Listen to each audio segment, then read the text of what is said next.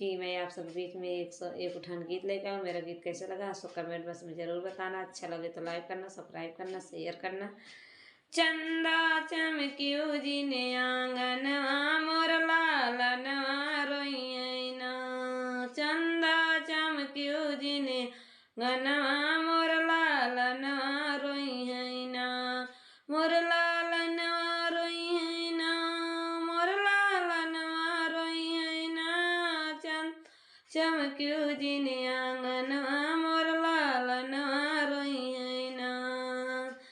सासु जी आई देत मनन को मांगे आपन नेक के बदली ठेहूँ लैला पिया गए परदेस चाबी लाई गईले सजनवा।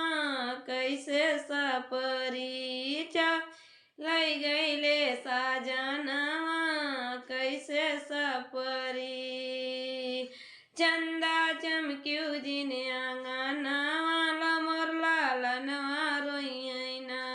चंदा चमक्यो जिने आंगनवा मोर लालनवा रोइना।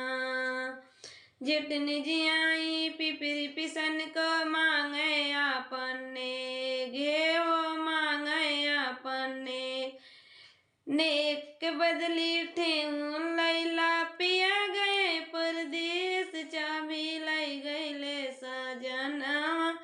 कैसे सपरी चाबी लाई गईले जनवा, कैसे सपरी।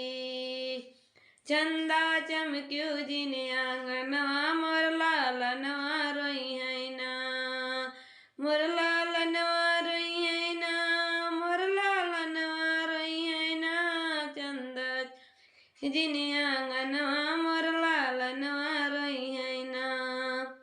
नंदी जी आई काजर लगन को मांगे आपने घेओ मांगे आपने नेक के बदली ठेहूँ लैला पिया गए परदेस चाबी लाई गईले सजन।